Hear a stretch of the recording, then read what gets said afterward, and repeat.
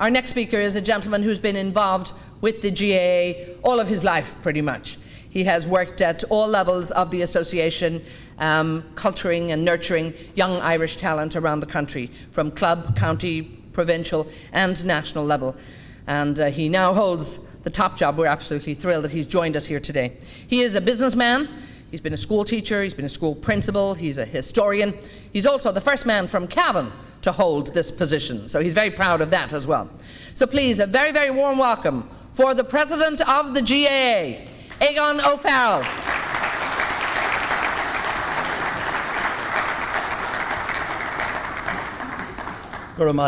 As a Cavan man, I'm glad to get that warm welcome, and I appreciate it.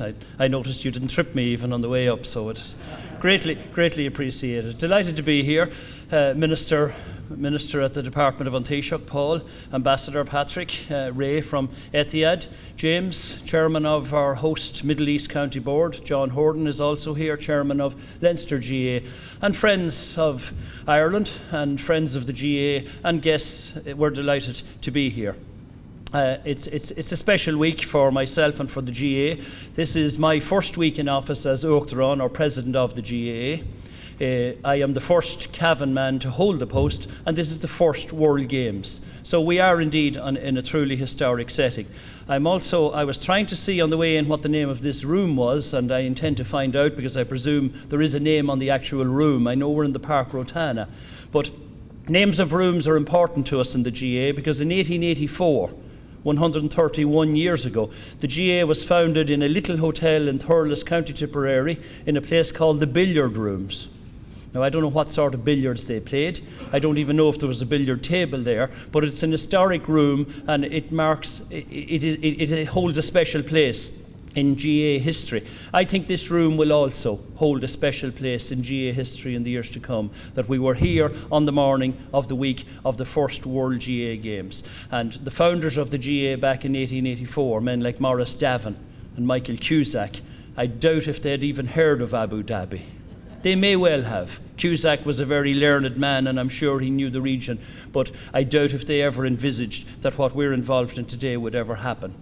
But it's fabulous that it did, and indeed at that very first meeting of the GAA back 131 years ago, there was a journalist called John Mackay, or John Mackay. He worked with the Irish News newspaper in Belfast. He later worked with a newspaper in County Cork. And it's good that so many journalists and media have joined us here today, following on in that tradition. But the GAA has always been reaching out, so it's fitting that we're here today celebrating a World Games, but that is what we've always done.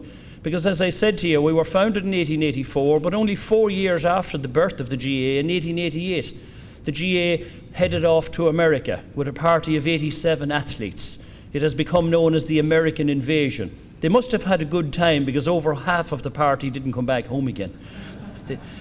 And ever since that early American invasion, we have always been reaching out. Some of the great heroes in Irish history, and indeed in GAA, our Liam McCarthy Cup, which is here on display, our Sam Maguire Cup for Gaelic football, Liam McCarthy over on the far side for hurling. Both those icons of GAA history, their whole GAA career was outside of Ireland. So that has always been the tradition. Liam McCarthy, in fact, the hurling championship cup, he was born in London to Irish parents, brought up speaking Irish.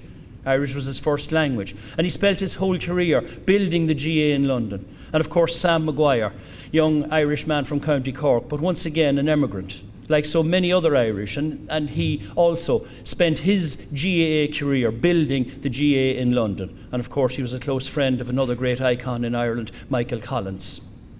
And it is in that space that the GAA has always been. Wherever the Irish went, they brought their culture, they brought their games with them. I'm delighted that there's a business forum taking place today. That is hugely important. It was the Irish that built the Brooklyn Bridge, the tramway system in San Francisco, and of course the great motorways of Britain. And from all of those great builders and innovators, whether they were the great cathedrals of Melbourne and Toronto, or indeed St. Patrick's in New York, the Irish have always risen to a challenge of innovation. They have always been learners, they've been adapters, and they know how to change. And the GAA is like that. So I want to congratulate all of you, business leaders, business people who are involved at home and abroad, in what do you do? Because at the heart of everything in innovation, we enrich people's lives. That's what GAA is about. We try to enrich people's lives. What a lot of you are involved in business are designed and created in Ireland. The GAA is similar. We're a sporting organisation, a cultural organisation. And thank you, Ambassador, and thank you, Minister, for acknowledging the work that the GAA has done and continues to do in providing leadership in the cultural and sporting area. But we are designed of Ireland. We are of Ireland. And people are drawn to that unique Irishness. When I meet young Irish people all across the world, they flock to GAA clubs, and I speak to many of them who have no engagement with GAA back home, none whatsoever. We have a GAA club in Toronto, and practically all the young men who play on the men's team are from East Belfast. And for those of you who may not know the geography or the history of Ireland, could I just say that East Belfast would not be a hotbed of the Gaelic Athletic Association. But yet when these young people go abroad, that sense of Irishness still is there, and they're quite happy to play what identifies them. Because apart from our own native language, on Gaeilge, the games are the next great way of stating an outer sign of an inner reality that I am Irish and I am of Ireland. And the Gaelic Athletic Association is in that space.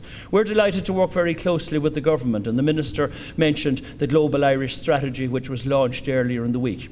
In the GAA, we have partnered very successfully with the government. The ambassadors of Ireland, and Patrick represents them here today, they were back recently in Dublin. They do that every 4 years. They're called home. I presume they're told many important messages, Ambassador, that you won't want to share with us, and others that you will. But when they were back in Dublin Castle recently for their once in 4 year visit, our Ard Stewart, our Chief Executive, Pádraig Duffy, was at that meeting, and every ambassador, one after another, all mentioned that the GAA was the one association worldwide that worked closest and had a reach far greater than even the ambassadors themselves. And we're glad to partner the department in all of that. So I want to thank everybody involved in what they do for the GAA, not just in the Middle East but all around the world, but of course especially here this weekend. The meeting that I mentioned at the start in the billiard room in Thurles in 1884, most of the attendees travelled by train. Cusack got a train from Dublin. Some of them came by horse and brake, or I suppose that's a horse and cart if you're a Cavan man. Indeed, a fellow called J.K. Bracken cycled on his bicycle. But all of us today came here, or most of us, courtesy of Etihad. And thank you very much to Etihad for being such a wonderful and generous sponsor to us. Without sponsorship, without help, none of us can achieve anything. And in the GAA, we're very lucky to have generous sponsors who help us. And Etihad have been a very warm sponsor to us of our hurling championship for many years. And they are now very much on board with the sponsorship of the World Games. And Ray is representing them here today, but could I publicly again say in our own language, Guracéad Míle Maithagh to Etihad.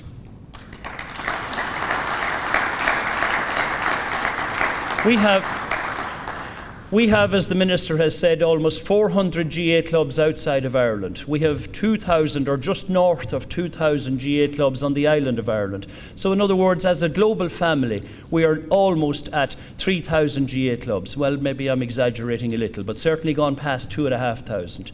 Our database of membership shows that we have almost 1,100,000 members. So we've just over 1 million members in the GAA. And of course, we have many millions more who watch our games, who enjoy our games. And one of the most recent clubs that has been formed in the United States of America, out in the Appalachian Mountains, by former Marines. And none of them had any connection to Ireland whatsoever. They simply saw on a stopover in Ireland when they were coming back from whatever armies do out in different parts of the world, they saw the game of hurling on television and they thought, wow, that is some sport. And they decided to form a GAA club, and they are now called the Barley House Wolves. Not as patriotic as Abu Dhabi, Fianna, or the Celts, but it is nonetheless a fantastic club, and they recently won the North American Junior Championship. So our games are special to Irish people, but they're clearly special to many others also. And of course, our games are global, but I hope you forgive me for also saying that everything in the GAA is also local. And that is very important to us. I'm delighted to be here. I come from behind a hill in Cavan, a little place called Drumgoon.